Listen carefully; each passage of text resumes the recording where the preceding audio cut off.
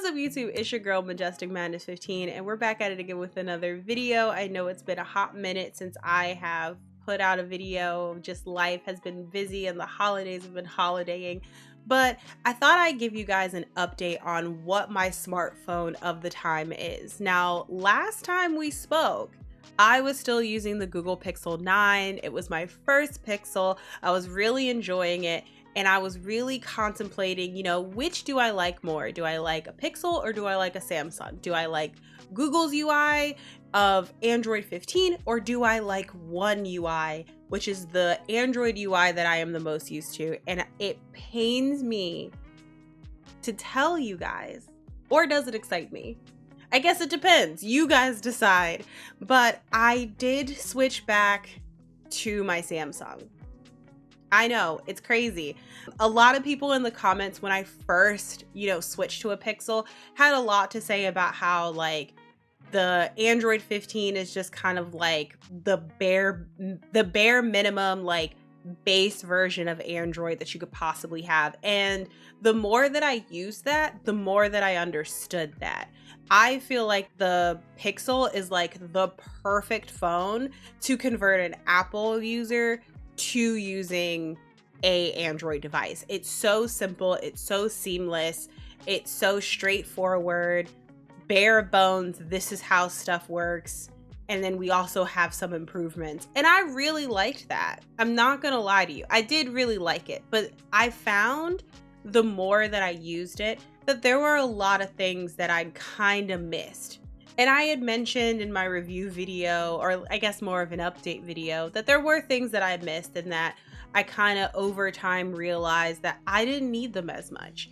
And the more that I used it, the more I kind of realized I might actually miss some of those things.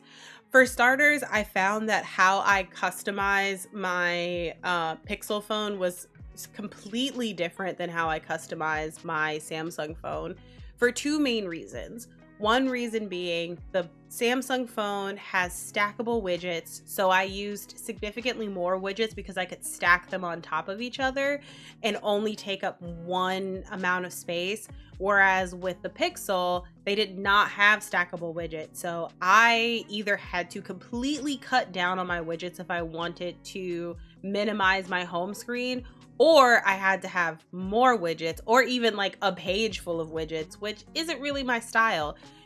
I keep my home screen like pretty minimal. I have my most used apps, and then I have few widgets that I use often enough, but not often enough that they need to stand alone, and I stack them on top of each other. The other thing that I have is I use the Edge panel. I have so many apps that I use all of the time, or apps that I need to pop up, apps that I want to dual screen. I have all of those in my side panel to make it easier. Stuff like Google Play Store, stuff like Maps, so that no matter what app I'm actually in, I can just swipe that Edge panel and go right into Maps or Google Play Store or YouTube or whatever. I have these apps that I don't want them stuck on a home screen because I need them more than that, but I need access to them all the time. And I lost all of that going to Pixel. The other thing that I didn't realize that I use a lot is the ability to actually pop up apps. It's nice that you can still split screen certain apps, but I felt like the split screen function still didn't work the same as it does on my Samsung phone. And then you don't get to pop up. I don't know about you guys, but popping up the calculator when you just need to calculate something really quickly, or popping up a text message, or not even just an individual text message, but the whole text messaging app is so useful. And you do not realize how useful that is until you've done it and you can't do it anymore. So I just kind of found that there are a lot of just little nuanced things that I use my Samsung phone for that I just couldn't do on the Pixel, and I tried my hardest to be okay with not having those things. And ultimately, I just didn't enjoy it. I didn't like the fact that a lot of content that I would download, or even sometimes my screenshots, would not go into the Google Photos app, they would go into like the files and then I'd have to find them and put them in the Google Photos app. Like that was kind of a weird thing that I didn't like, which is actually quite comical given that the screenshots app was something that I thought was going to be revolutionary, just the ability to add notes to screenshots and put them somewhere separate so that you never forget them. And it was something that how it was set up with, you know, screenshots and certain videos that you download and pictures that you download going into the files instead of going into Google Photos just kind of irked me. If that's something that can be fixed, if that's a setting that I was doing incorrectly, please let me know. Ultimately, I love the Samsung ecosystem. I love how Samsung is running their One UI, and a lot of stuff seems pretty minute, but once you have it and you go to not having it anymore, I think some people can make that change and be perfectly fine with it, and some people miss some of their features, kind of like I did. I kind of just on a whim decided it wasn't necessarily me sitting there and being like, I don't like my Pixel, because I still like it, and if it was my only option of if it was my only option of an Android phone, I would use it in a heartbeat and I would have absolutely no problems with it. But I kind of just over time found myself missing One UI, missing my Samsung as a device, not even as like individual features, and kind of turned it on one day and really liked it and decided I wanted to stick with it. I mean, another little thing that I miss was the fact that whenever I had headphones in, I never got like an audio response stating that a call had been declined or a call had ended. There were no beeps. If I was actually holding the phone, there would be a beep.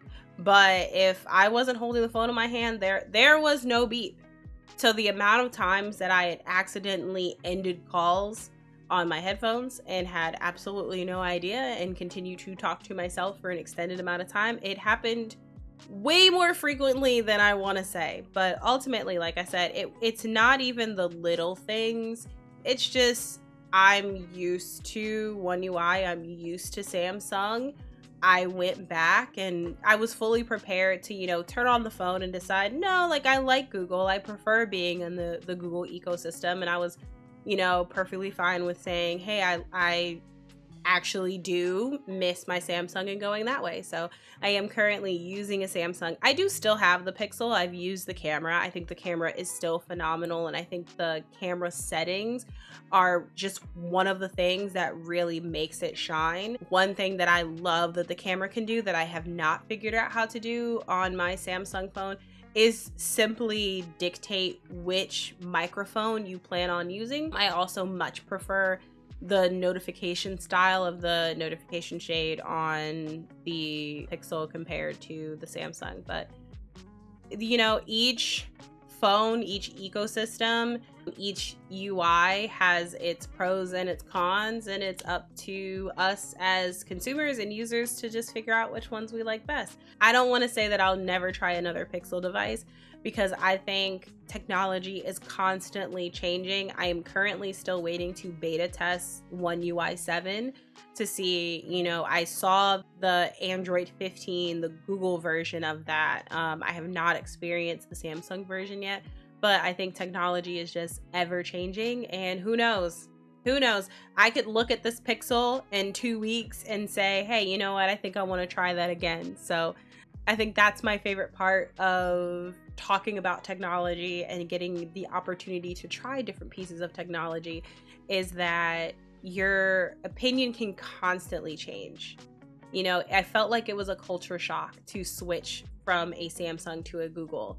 And then I realized that I don't think it was as much of a culture shock as I thought it would be. You know, there are things that I miss, but I'm actually okay. Like maybe I don't need those things. And then I kind of came back around. So it's just an ever fluctuating thing as technology grows and changes. And I am grateful for the opportunity to get to try stuff. So if you would like to continue seeing what technology I try and my thoughts and how things are going and what UI am I using now, please make sure that you subscribe to this channel. If you liked this video and you agree with me about, liking Samsung over Google phones, please leave me a comment down below. If you prefer Google, please leave me a comment down below. I loved reading your responses. There are a lot of people who really liked the fact that I was trying Google. There was a lot of people who were like, I don't really like Google. I think it's a downgrade from Samsung.